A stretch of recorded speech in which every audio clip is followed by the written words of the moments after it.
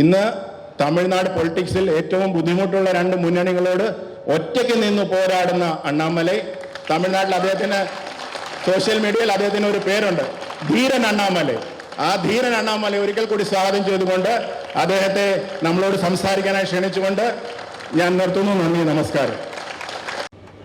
All brothers and sisters who have come here to this very beautiful Thiruvananthapuram, and all of you are very important people. And Kerala state per se is a state where the political awareness is so high. Everybody is aware politically.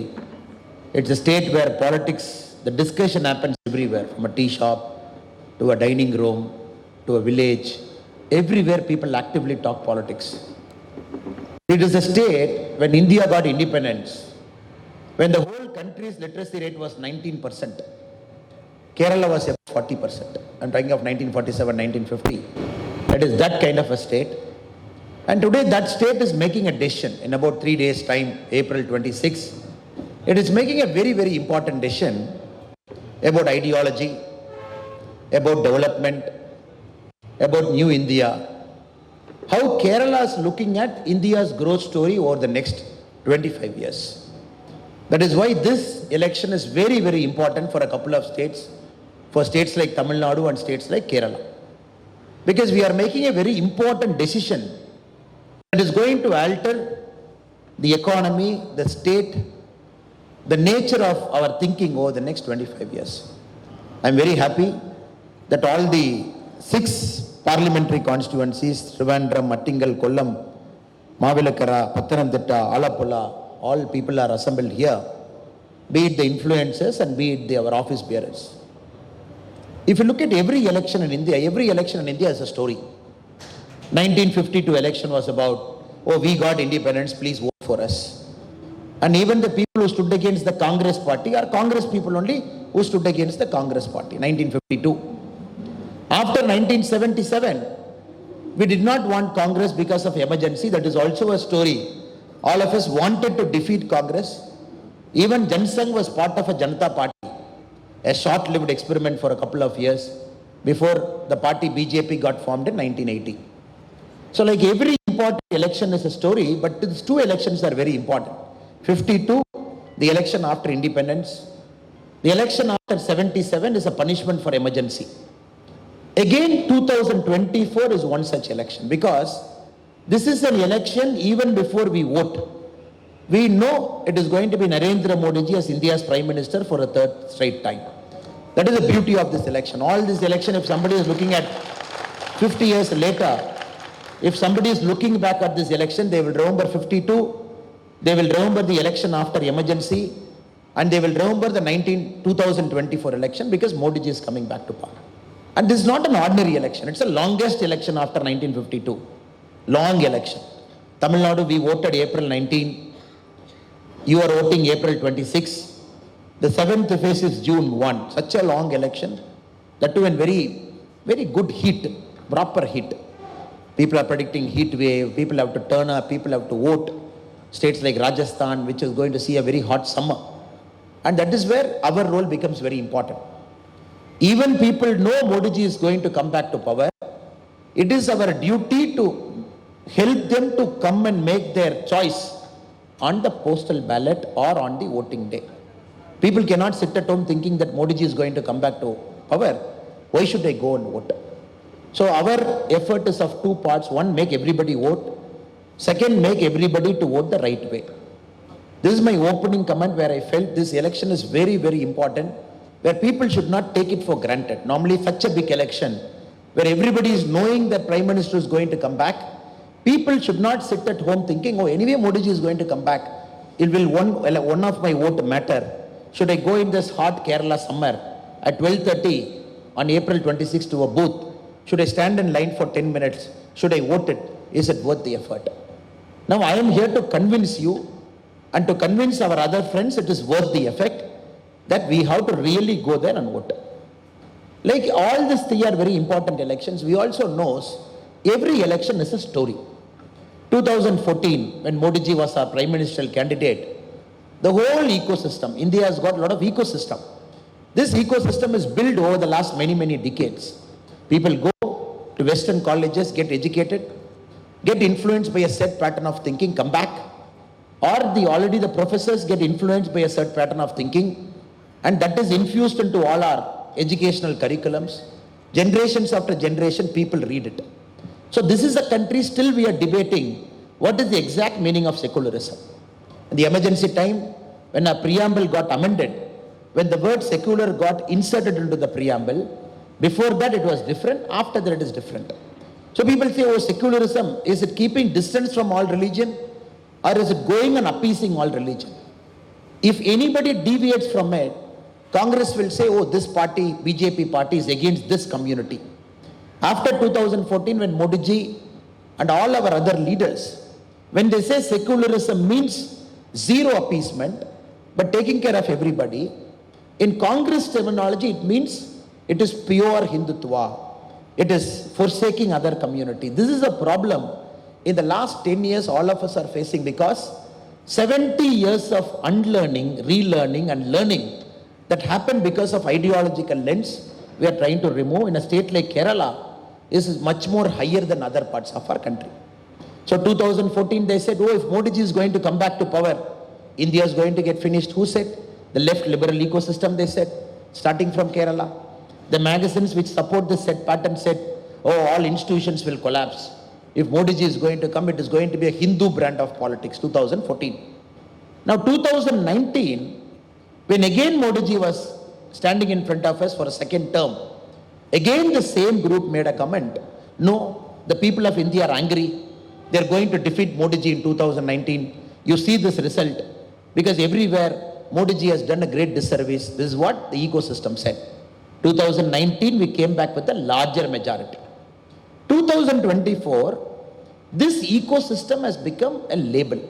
It has got a political label to it in the name of India Alliance. They themselves, instead of having this disparate group as some journalist, instead of having a disparate group as a small party, everywhere they have joined together, they have given a label, a political identity, and openly 2024 they have come. This is a very important election, because this ecosystem has got a political label.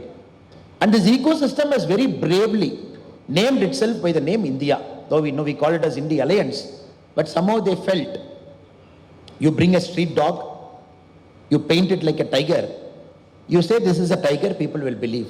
So you assembled all those people who don't have any idea about India.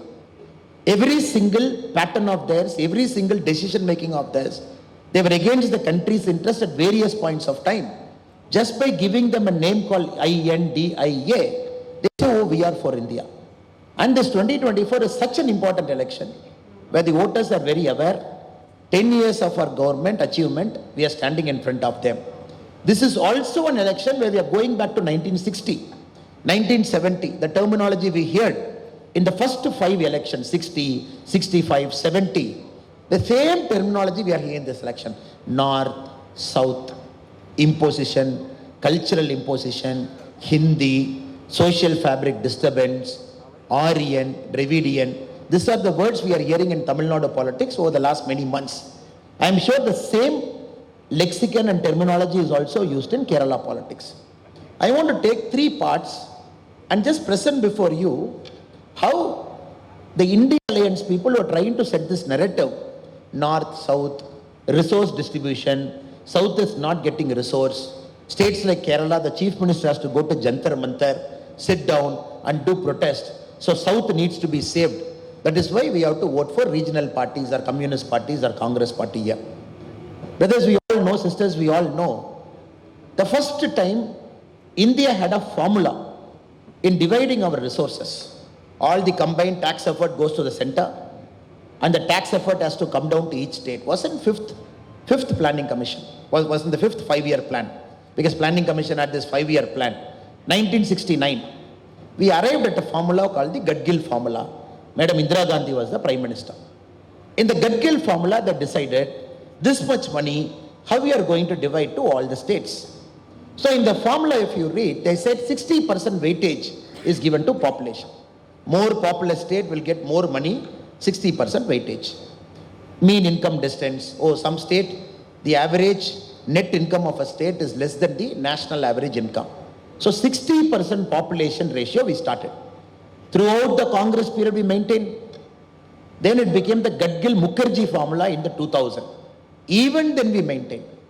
When Modi ji took over in 2014, if you look at the 15th Finance Commission, what started with 60% weightage for population is 15% weightage now. 1969 we started with 60% weightage. Now the weightage given to a state which has got more population is 15%. In the current Finance Commission, which decides how much revenue has to be shared between all states, 45% is given to income distance. Meaning the mean income and the distance from the mean income, how far you are, 45% is mean income distance.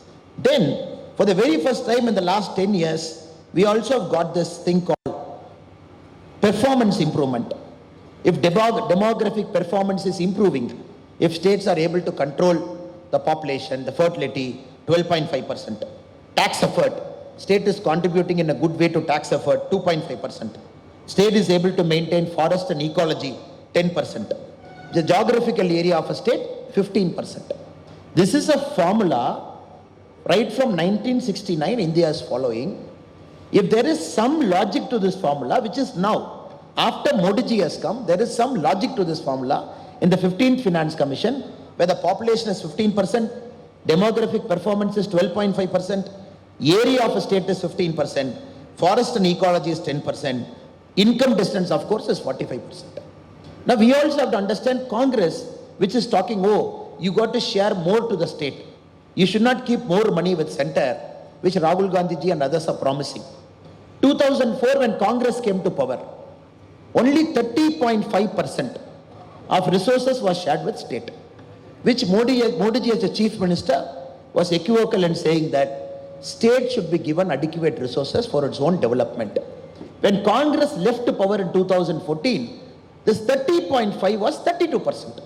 Meaning in Congress in 10 years has increased it from 30.5 to 32. Now in 2024, it is 42%. Now if there is one party in the whole country which do not have any right to talk about the devolution of resources from centers to state, especially the tax effort that is put in and the finance commission that is devolving. They 10 years of UPA 1 and 2, 30.5 to 32, 10 years of NDA from 32 to 42. The 16th Finance Commission, the term is constituted and we can expect more progressive reforms as and when the Finance Commission is going to submit its report in the early part of 2026. Now friends, we have to remember, this logic has to be killed in the bud. If anybody in Kerala, any politician is talking about North and South, it is about taking the states and the country's gain by 50 years backwards. 50 years, whatever we have achieved in going forward, parties like Congress, parties like DMK, parties like Communist, simply for their political gain, just like that they stand before us, they say, no, you got to give more resources. You look at the budgetary grant support. We gave 100 rupees. In Tamil Nadu, there is this 29 paisa. The whole election, the chief minister and his son, Udayanithi Stalin, everywhere they said, we are going to call PM Modi as 29 paisa Modi. Then of course we also hit back saying that if you are going to call PM Modi as 29 paisa Modi, we are going to call you as drug Stalin, because under your rule, the drugs have gone up in high. But again to substantiate, their argument is, okay, you give us money for budgetary grant, that money we will take, we will compare, and only that money we will calculate as saying you are given to state. Now Kerala, if we take, close to 35-36 lakh farmers, they have got 32,000 into their account. Here in the state, Tamil Nadu is 47 lakhs, Kerala is 35-36 lakh farmers, small medium farmers, 16 installments they got 2,000. Every year 6,000, 16 installment 2,000, which is 32,000. They don't calculate that because it is directly from center to a farmer, that doesn't get calculated into the state's resources. Or when you build lakhs of houses, PM Awas Yojana, when you transfer 2,73,000 to their account, they say, no, we will not calculate. Or LPG subsidy 300 rupees to the bank account, they say we will not calculate. Or when you want to calculate all the roads we have put, all the bridges we have put, everything the central government is doing it, they say we will not calculate. They say it is only when the money is given to the state as a budgetary support, only that we will calculate to say the center is giving us less. Now the complete model has changed. Till Modi ji came, the central government was not playing an active role in propagating development. The central government never took care about development per se. Because 2014, Congress last interim budget, before they left office, the money that was kept for infrastructure was approximately 1,17,000 crore, approximately. 2024, February 1, our last interim budget before the elections were called, we gave 11,11,111 crore for development. Because when a central government is taking upon itself to say, I am pro-development, don't worry, you don't have a house, I am not going to say it's a state's responsibility. Modi ji is saying it's center's responsibility. I will take care, I will give you subsidy. Oh, you have a medical insurance problem? I will give you a 5 lakh worth of medical insurance. For the very first time we are seeing a central government is climbing down and saying, oh, you haven't built toilets? Let me build toilets. In the last 10 years, we have built 11 crore toilets. Tamil Nadu alone, 55 lakh toilets. So this model is very new for a state government because they are not able to comprehend and understand. A central government is doing development in a state where the state should have ideally done it in the first place over the last 60 years. Now the new argument says, oh, north, south, again we have to break. The resource allocation not happening, we have to break. The resource allocation is happening. Every state gets it because center's money is accountable. Any budget, last 10 years budget, anybody can download. Anybody can read through that budget. Anybody can look at allocation. Everybody can look at beneficiaries in Kerala. I have a big statement with me. If I take it in hand, if I study the beneficiaries in Kerala, 62 lakh Jandan accounts, 58% women. Aspirational district is Wayanad. Again, if you look at it, if you look at the PM Mudra, Kerala alone, how much it is sanctioned? 99,892 crore, 1.5 crore beneficiary. If you look at Stand Up India, 1,556 crore. PM Suvanidhi, 99,000 street vendors got it here. PM Jeevan Jyoti Bima Yojana, life insurance, 21 lakh. If you look at all the numbers, for example, the brother was talking about the Jal Jeevan mission. In a state like Kerala, close to 66 lakh houses, 51% is covered under Jal Jeevan Yojana, which is 100% supported by Government of India. Again, if you look at free ration, if you look at everything, but their calculation, their logic is, you have to give everything to the state will take care. That model will not work, it is not going to work. This is very important. We bust this myth of saying that your resource allocation theory itself is improper and your explanation is criminal. And not only that, they are doing a great disservice to a state like Kerala, which has got the highest literacy ratio. Now I come from Coimbatore. When you look around the colleges of Coimbatore has got approximately, Coimbatore district, we have got 310 colleges. It is one district in India which has got the largest number of colleges in a district that is not the capital city, 310 colleges. If you look everywhere, I see a lot of our Malayali friends, be it a medical college, be it an arts college, I see everywhere, big Malayali speaking students. Of course, Kerala is a home to a lot of our Malayali friends. More than lakhs of people, they stay in Kerala, reside in Kerala. They have added richness to Tamil Nadu social fabric. But I'm more concerned with students who are not residents in Tamil Nadu, who are from different parts of Thiruvananthapuram, Kollam, different parts. They just come to a neighboring state like Tamil Nadu, Coimbatore preferably, Chennai, Bangalore, Hyderabad. They just study for 3 years, again they come back. If we trace our children's story, they were born in Kerala, higher education, good education institutions in Tamil Nadu, Karnataka. Again, their job is somewhere else. I believe this is the greatest disservice that has happened to Kerala over the last 70 years by the political parties which has ruled Kerala. A state which has got the highest literacy rate. A state, even when the country was born, which has got a literacy rate of 46%, when India was 19%.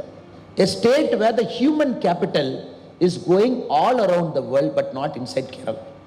I believe this is the time we got to fix it, sir. If we don't fix it, we are in deep trouble. And Kerala has to take it as a challenge in 2024 to say, first our human capital is for Kerala's development. Of course, India's development. It is not for a Middle East development. It is not for a Europe development. It is not for a Far East development. The Kerala's human capital, which is very, very rich, which is one of the best in the world, I believe this should be an important narrative of 2024 elections to say, our people will stay back. We will bring the state-of-the-art companies here. We will bring technoparks here. We will bring the software parks here.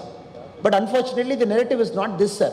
The narrative even today, if you look at the daily newspaper, even today is Vijayanji and Rahul Gandhi ji fighting. North-South problem, tax devolution issue. And Vijayanji said, when our alliance will come back to power, we will give all money to Kerala. Or if you come to Tamil Nadu, they will say, we will give all money to Tamil Nadu. So that is why I was telling our friend also, who is our very able social media coordinator, Jai Shankar ji, let us do paper cutting of all South Indian states, put the paper cutting in one poster and circulate to Kerala, circulate to Tamil Nadu, circulate to Karnataka, because Kerala people should know the comedy that is happening in the other states in the name of India Alliance. Tamil Nadu people should know the comedy that is happening in Kerala in the name of India Alliance. Because when Rahul Gandhi ji comes to Coimbatore, if you see that image, he was there to campaign against us about a week back, 10 days back. He was sitting in the middle of the chair. Next to him is our Chief Minister M.K. Stalin. One seat after him is Tamil Nadu's Communist Party chief. Just one seat after. 60 kilometers he travels into Palakkad. Immediately communists are his enemies. That is why in English we have a beautiful word called frenemies. Friend enemies. These are called frenemies. In Kerala, this India alliance, if you look, it has gone one step further.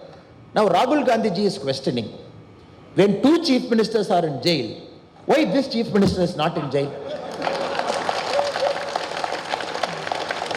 Now Rahul Gandhi ji is going one step further. When two chief ministers are in jail, why this guy is not in jail? Then this chief minister is asking Rahul Gandhi, national case, why you are not in jail? See, that is the narrative now. Last 3 days in Kerala, all newspapers are like, who is going to jail? Now these guys have to decide who will be in bail, who will be in jail in the next 3 years. See, is this a narrative that Kerala politics wants in 2024? April 26 elections are very unfortunate, very, very unfortunate. And not only that, sir. Now we have to appreciate and understand the essential of politics, the base of politics is accountability. A citizen should go ask a panchayat leader, a citizen should go ask an MLA why it is not done, ask an MP why it is not done. That's how the Indian political system is designed. Because it's a first post the parcel and somebody is accountable to you. It states like Kerala and Tamil Nadu, last time you gave 19 seats to Congress. Correct? 1 seat to Communist. And every time you ask a Congress MP, why it is not happening? What can I do, sir? Modi ji is in power. I am in different party. So after 5 years we will see. And bravely after 5 years they are coming and setting the same narrative. Now you know for a fact it is Modi ji who is going to come back to power. All of us know for a fact. Nobody in this room has got a doubt whether Modi ji is going to come. Question is whether it is 400 or 410 or 430. That is the doubt we all have. Now here the same Congress fellows have come. Now if you look at the India Alliance arguments, nowhere the India Alliance is saying they are winning. India Alliance is saying Modi ji will not win 400. Nowhere the India Alliance is saying, oh, we are winning. If we win 50 points, we will do we will do everything. They are saying Modi ji should not win 400. So tomorrow if Modi ji is winning even 398, they will say, Appa, because of our alliance we have reduced 2 seats. We have done so much hard work over the last 1 year. We have reduced 2 seats. And 100% they will have a success party also. So take my word. They will 100% have a success party in Delhi to say, 2 seats we have reduced. There also there will be a fight. I am responsible for 2-seat reduction. Other fellow will say I am responsible. This is not an alliance at all. Any alliance that is not on principle, any alliance is there only on anti-Modi plank, will not work. It will take the country so back. I'll give you a simple example. 2004, UPA came to power. Elections got over. Nobody knew who is the Prime Minister. 10 days it took. They said, and he is the Prime Minister. I used to say this in our pracharam. In Kala movie, our superstar Rajinikanth, there is one famous dialogue. One fellow will come and say, sir, I am a hero. And Rajini will ask his friend, hey Kumar, there is this very famous dialogue. Likewise, suddenly after 10 days, they said, he is the Prime Minister. All of us asked, Kumar, yaar Then, frankly speaking, 90% of us did not know who the hell is Manmohan Singh. We said, who is this guy? Then they took explanation for one day. No, former Reserve Bank governor. He contested in Delhi, lost once. He's such a nice person. Please believe he's a good man and he's your prime minister. Sir, if you look at demographic blunders over the last 50 years in the whole world, I believe this should be number one. First time a prime minister was imposed on a country that thrives on democracy. This is a country, it's noisy democracy. Tea shop fight, bus stand fight, everywhere we fight because it's democracy. This country, somebody said, he's the prime minister whom you never elected, who never went to Lok Sabha, who's a Rajya Sabha 2 times, and who was far away from politics, not even a political functionary, who's an office bearer, Congress Party All India Secretary, Congress Party General Secretary. Nobody knew. They said he's the prime minister. 10 years we put up with it. What is the price we paid for it? Our Raja, our 2G Raja, he writes a letter. Very interesting letter. He writes a letter. Now first the prime minister writes a letter to Raja. He says, dear telecom minister, your first come first serve policy FCFS is fundamentally flawed. Please review it. Then Raja writes a letter to prime minister. Dear prime minister, vanakkam. I think this policy is right because my leader also believes this policy is right. And I am going to stick with first come first serve. This is the bare essence of 2G scam. Where Raja decided, he put a cut-off date. He said, look, day after tomorrow is a cut-off date. Whoever has given the application before the cut-off date, first come, first serve, I am going to qualify them. I am going to give them license. Do you know how many pages somebody has to fill, sir? 727 pages you got to fill. Company, financial statement, which you took. And the essence of 2G scam, people got the document 1 week before, people filled it. When Raja said, tomorrow morning it is starting, the application 7 o'clock it is open. All the companies which is in the 2G scam list, they arrived there with a filled up list. They said, come on, please take it. First come, first serve. Give me my license.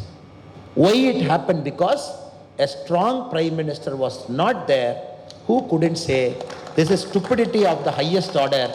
Please take this logic back. So nobody is saying Manmohan Singh is corrupt. This country right now is not searching for somebody who can claim, I am like a Buddha, I will sit there and watch what is happening. I will not. This country wants a functioning prime minister. Even 10 years from now, when Pakistan and China decides to do a two-pronged attack on India at the same time, this country should be resilient enough to face it. So that is the challenge before us. Do we have a prime minister of that caliber? I'm just giving you one example of first come, first serve. How a prime minister who is not accountable to the public, because the prime minister is not elected. The prime minister doesn't have a constituency of his own. The prime minister doesn't go on campaign for every state election. In this country, 6 elections a prime minister has to face every year. 6 election people will judge a prime minister. 6 election people will ask the prime minister, what have you done? So this prime minister has to take so much risk. Demonetization before UP, still you go and face. GST, go and face. You make this nation, go and face. The essential nature of Indian democracy, a prime minister has to be a risk taker. And the prime minister has to face the public and convince the public and still make the public to vote. This is a country that doesn't need stagnated solutions. No, I am a prime minister. I will not make decisions because I have 6 elections every year. I will just keep quiet. If I make one decision, somebody will feel hurt. Kerala will feel hurt. Tamil Nadu will feel hurt. UP will feel hurt. I will not make any decision. Please vote. This country doesn't want prime ministers like that.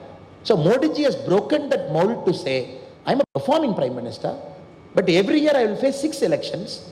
I will convince you to vote for us because my decision is right. In this context, friends, I am making a very humble appeal to all of you. Now you tell me, in the alliance, will all leaders agree to a single leader who will be a prime minister? Question number 2.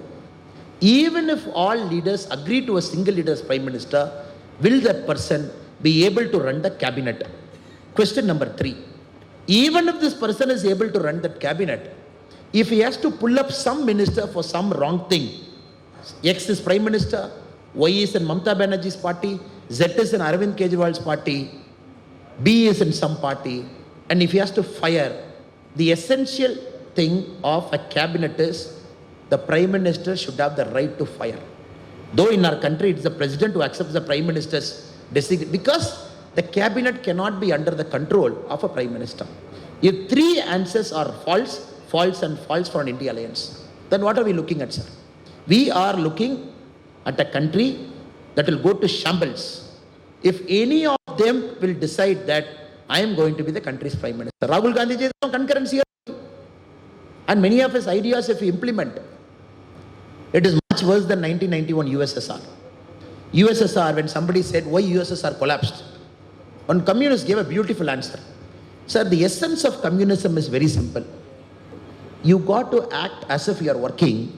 The government has to act as if it's watching. This is the essence of communism. If both of you break it, communism will collapse. I'm telling this again, sir. When USSR collapsed, somebody asked a communist why it collapsed. They said, sir, people and party, government, two are there. People have to act as if they are working. The government has to act as if it's watching. When anyone breaks, USSR collapses. That is why you build up an inefficient state. One fine day it collapsed when the whole country world was opening up. Friends, we have to understand in this very, very important election, Kerala has to make a choice. And this choice has to be pro-development. And this choice has to move Kerala forward. And this choice has to be very simple. That Kerala's human capital is first reserved for Kerala state. When Kerala is prospering, India will prosper. Kerala cannot be a net exporter of human capital. This is a flawed and completely illogical model. Kerala cannot export its beautiful human talent, bountiful brain to all parts of the world to say, no, even if you go to moon, there is a Kerala person standing there. Though we feel proud that whichever part of the world we go, there is an Indian and a Malayali and a Keralite brother and sister who is there. Though we feel proud. But when we come to Kerala, brothers said, Jal Jeevan Yojana. Jal Jeevan Yojana. Just look at what they have done to the states. If you look at the performance report of the whole country, Kerala stands the lowest. Here the Jal Jeevan completion is 51%. 51%. 51%. Bihar, where they speak so bad about Bihar, our brothers and sisters, Bihar is 96%. You are 70 lakh houses. Bihar is 1 crore 66 lakh houses. There they have done 96% completion. Here it is 51% completion. So what model are they talking? A state like Kerala, they are not able to complete a central government project. That to 100% grant from silver line. I'm hearing from a school student. And many a times you used to go and Google, what is the silver line? And some protest, some fellow. And Modi ji beautifully got to Vande Bharat, which is connecting the length and breadth of Kerala. Yesterday I was in Palakkad. Again, the difference between communist and Kerala is two things, sir. Communist and Congress party. A Congress party will copy and get caught. A communist fellow will copy and will not get caught. That is the beauty in Kerala, if you see. Here copying means central government scheme. In Palakkad, Vande Bharat train is coming. There the Congress MP felt, let me go to a printer shop, take 3 photos, print out. He came and nicely pasted in Vande Bharat train. He said as if he went and convinced Modi ji, no, we have to move to Vande Bharat. The same thing the great Shashi Tharoor ji has also done here. And Shashi Tharoor ji has gone one step further. And proudly the constituency report, if you read Shashi Tharoor ji, somebody should ask him in a forum like this, Shashi ji, it is all great. These are all the things that happened in Thiruvananthapuram. What did you bring? When Vande Bharat comes, he says, I did it. As if he sat in that forum, he invented everything. So there the Congress fellow put this poster. Poster, sir, have you seen? The whole country was laughing. In the 2 compartments, only his face was there. It was just going. Now I think it's time for Kerala, especially the beautiful, the bountifully abundant talent and the brainy Keralites to make a choice. We have to move. How long can we talk about ideology? Okay, let us come to ideology, sir. Ideology is the last fortress they hold. They say, no, this is an ideological state. I am not going to allow this state to get broken. Now, sir, let us compare this. You have given chance to both parties multiple times. 5 years, 5 years, sir. 5 years, 5 years. Now, Kerala has to make its choice clear. When Modi ji is going to come back for 5 more years, for sure, that's a definite. 5 more years, are we going to keep a Congress or a communist as an MP to say, what can I do? Modi ji is Prime Minister, come and meet me after 5 years. Choice number 1. Or choice number 2, where you can, if it is a Bharatiya Janata Party MP, ND MP, you can go and catch the shirt collar. You can say, what are you doing, sir? It is your Modi ji who is sitting as Prime Minister and we have voted for you. Why can't you get this? Sir, this is the beauty of a democracy, where people should come and ask you question. Why are you not doing it? In Communist or Congress MP, even to one person can you ask this question? You cannot do it. Why not? The great why not, where Rahul Gandhi ji is contesting. Karnataka, Forest Minister, gave 10 lakh to a person who got killed by an elephant attack in Wayanad. Sir, anybody who gets killed by a man-animal conflict, it's sorry state of affairs. We have to take care, that's a duty. Then the Karnataka Forest Minister writes a letter to Rahul Gandhi ji. Have you seen that letter? Dear Rahul Gandhi ji, as per your instruction, I have allocated 10 lakh rupee to that Wayanad person who got killed by elephant. The press went and asked him, is Rahul Gandhi your boss? Then he said, no. Rahul Gandhi is our party leader. Then why as a minister you are writing a letter to Rahul Gandhi? He said, no. The elephant is a Karnataka elephant. It wandered into Wayanad. There it wandered, it killed. So Karnataka, we take responsibility. And Are Baba, in Tamil Nadu we are saying, the same Congress government, why can't you give Kaveri water? The same logic. Same, there is an agreement to 2018. When BJP was there, it honored it. After 2023, when Congress came, they said, we are not going to honor it. For an elephant, you take the trouble to see where the elephant was sleeping, where it was moving. And first time somebody said, this is a Karnataka elephant. Have you heard this joke? The forest minister said, he was promising this 100% Karnataka elephant. It has gone to Wayanad, it will come back after a month. So we are giving 10 lakh. You see, sir, extra power centers.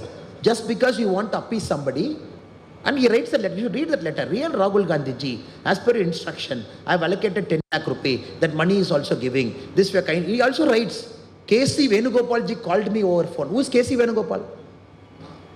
Organizing General Secretary. As per telephonic conversation of K.C. Venugopal ji to me, I have allocated 10 lakh rupee to Wayanad. So we have to understand, sir. This is a model that is still a Gandhi model. Still based on one guy, one family, who is very clear they want to protect the turf. And this doesn't have any space for aspirational people. And many people sitting in this room, and many young people in Kerala are very aspirational. They want to live on their own 2 feet, walk, do something. And I'm just giving you one example. So many a times what happens, sir, we don't read the other state newspapers. The mistake all of us make, we read only the newspapers of our state. If you read our Telangana Chief Minister, Revanth Reddy garu, the anchor is asking, Sanatana Dharma, what is your opinion? He said, Sanatana Dharma is very important. I'm holding very strong to it. Election time. Now this is the time for all Congress people to become Ammar, Akbar and Antony. We all know. All election, Ammar, Akbar or Antony they become. Sanatana Dharma is very important. Anchor asks next question. Then Udayanithi Stalin abused Sanatana Dharma. What is your opinion? He said, you see, in our alliance, it's all like this, unity and diversity. Then the anchor asks a pointed question. But still he abused, what is your answer? He says, Udayanithi Stalin should be punished. Then the anchor asks a 4th question. Are you sure? 100% punishment hona chahiye. Then DMK fellow threatening Congress in Tamil Nadu yesterday. In the alliance, we are keeping our mouth shut because Tamil Nadu elections are over. They can speak anything they want, the DMK. Please mind your words, Mr. Revanth Reddy. Sir, this is a sign of things even before the second phase of poll has happened. Only the first phase has happened. Second phase, third phase, fourth phase, fifth phase, sixth phase, seventh phase till June 1. That is why to a journalist friend I was telling, sir, India Alliance ka engine Tamil Nadu mein failure hoga. Now where will it take off? Only one election it is over. Now you are seeing fight, you are seeing Congress and DMK fighting. It's a matter of time. So before you vote, 5th phase we should not regret. Because there might not be an India Alliance anymore in the 5th phase. Anybody who thinks India Alliance will save country in Kerala, any of our brothers and sisters are thinking, they got to think twice. Because when the election enters the 5th phase, I am not sure whether India Alliance will be intact by phase number 5. So brothers and sisters, humble appeal to all of you is, this is an election of progress, election of development. This is an election, of course. I am also a proud Tamilian. Doesn't mean I have to pick up a fight with the North, I have to pick up a fight with my Bengal friends, I have to pick up my fight with Rajasthan.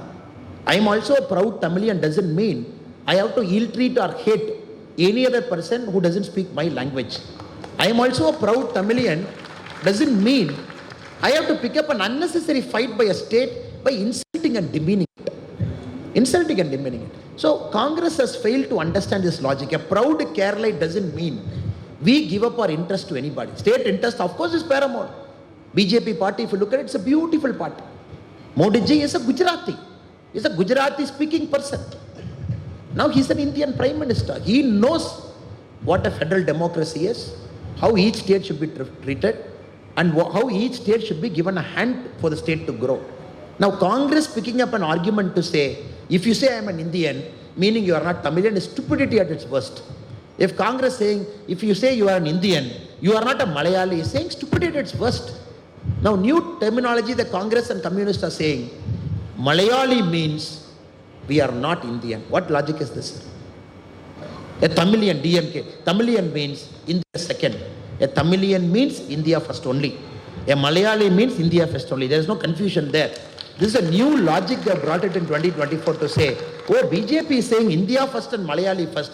Don't believe in it. We are saying Malayali first and India second. Please believe in it. What nonsense, sir? What nonsense. When I flew in here, a Malayali pilot was driving me. We are flying over 2 states. Can I tell him? No, your border is over. Please drop the plane. We will walk and go. This is a state where everybody is everywhere. And the rich social fabric. We have to understand, sir, they are destroying our social fabric. Every vote to India Alliance is destroying our social fabric. It just doesn't make any sense to us.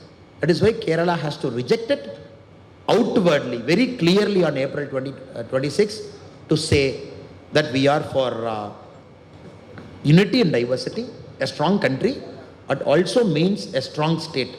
Last but not the least, sir. Now, Trivandrum is very lucky.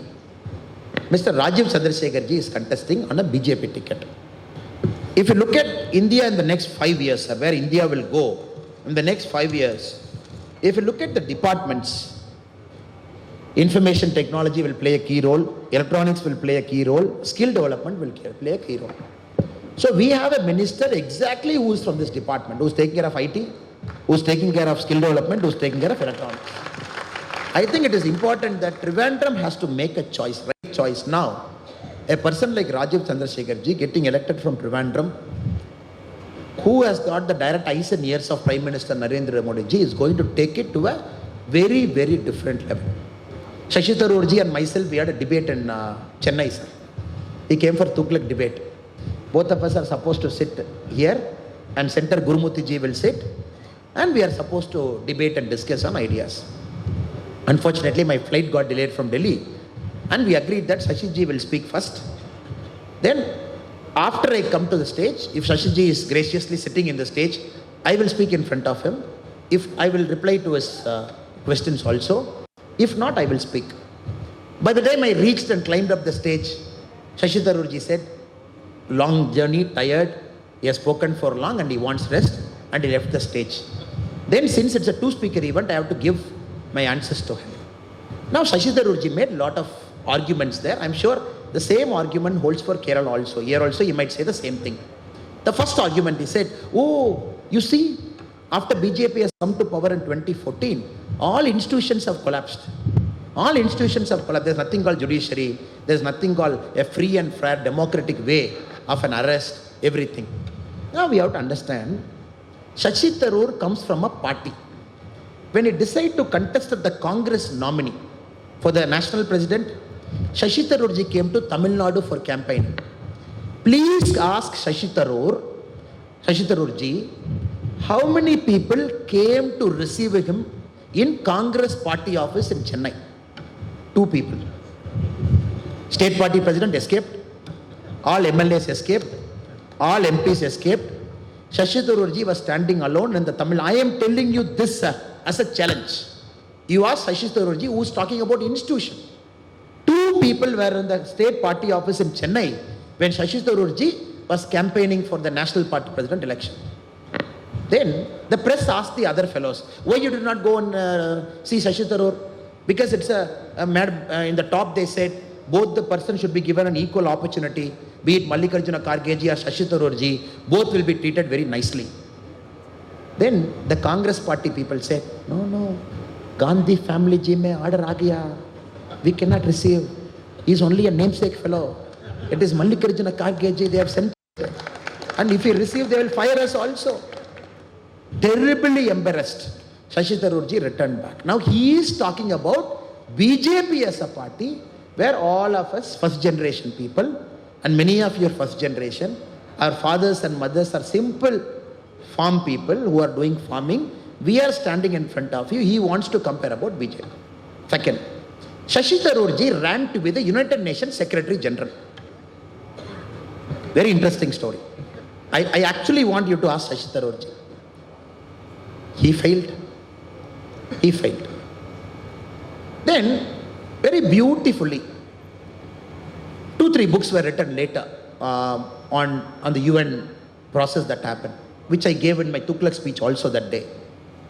Later, Shashi Tharoor ji also says, when Manmohan Singh ji sits in a lunch, working lunch with the American US Secretary of State, when the visit happened to India, Manmohan Singh ji did not even seek votes for Shashi Tharoor ji.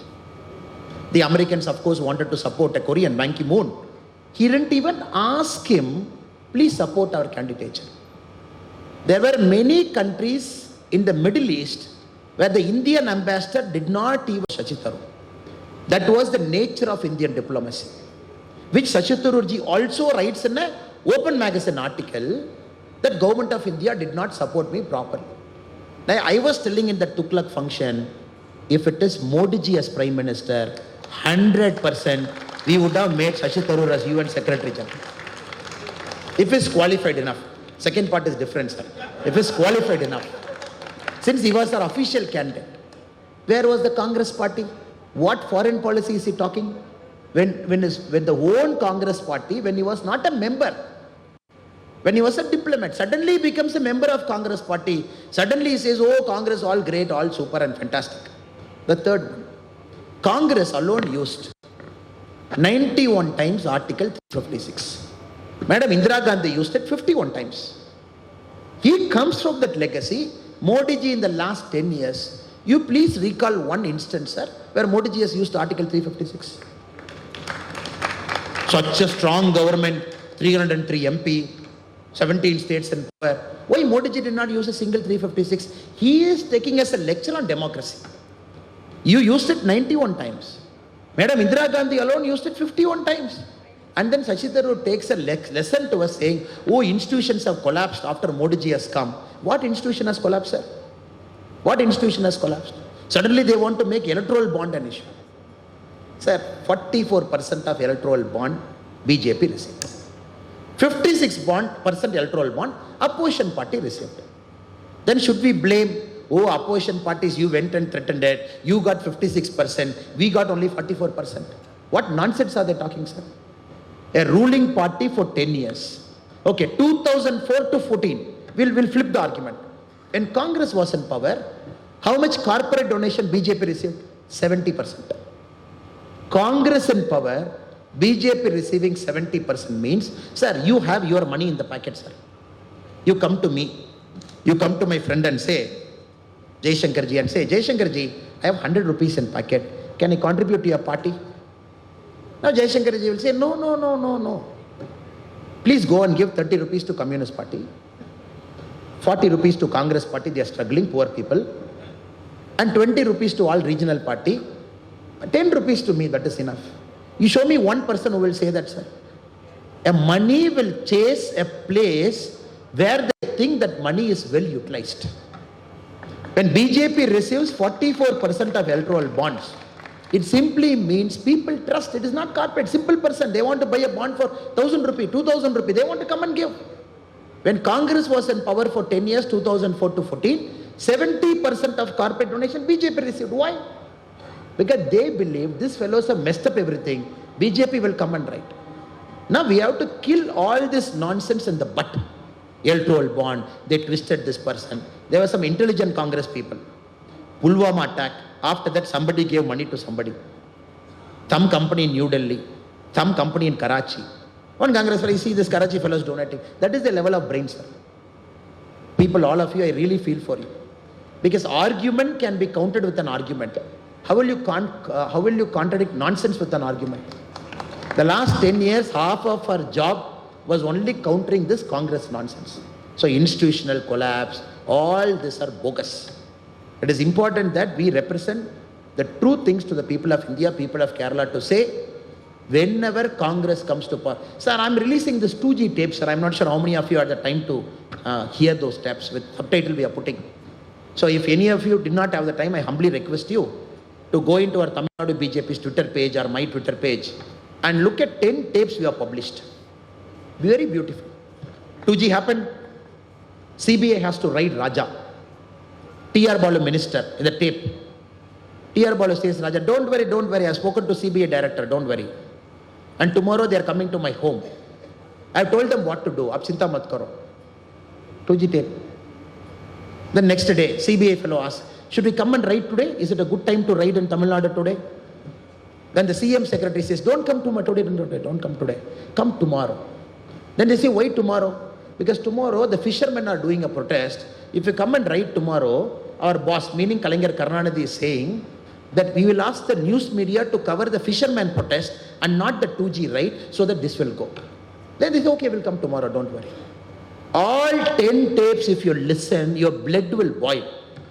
How the country was run from 2004 to 14, when the Prime Minister was not powerful enough to question somebody in the cabinet. You just look at all the tapes, sir. Do India needs to go back to the same era where people can come? I have 30 MPs, I have 20 MPs, I have 25 MP. All of us will sit together. And I will take care of CBI director, you take care of income tax commissioner, you take care of income tax board. Do the country has to go back to that era? And India Alliance is talking about that same story to us. So brothers and sisters, we have done a lot of hard work to reach here. And we cannot allow this unprincipled, family loving, children promoting, dynastic entitlement fellows to again roll back the clock and take us back to 2004. That is an important job at hand for us. And we should do our best over the next 3 days, whatever we have in hand, to make sure April 26, the people of Kerala will vote for the NDA, vote for the BJP, for what it is, for what we have to do, so what we have to achieve. I take this opportunity to thank all the people who have come here. I think he's looking at me, meaning time is over. And I thank, special thanks to Jaishankar ji, our very able state IT and social media convener, for arranging this, and our Nandu S. Nair ji, our district social media convener of Thiruvananthapuram, for having all of us together. Thank you so much. Bharat Mata.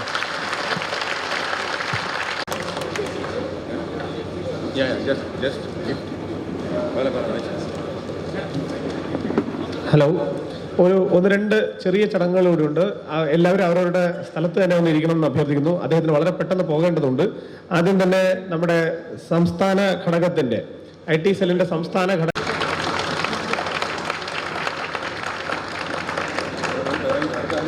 അതുപോലെ BJPയുടെ തിരുവനന്തപുരം ലോകസഭാ ടീമിന് വേണ്ടിയിട്ട് അതിന്റെ സ്വീകരണം.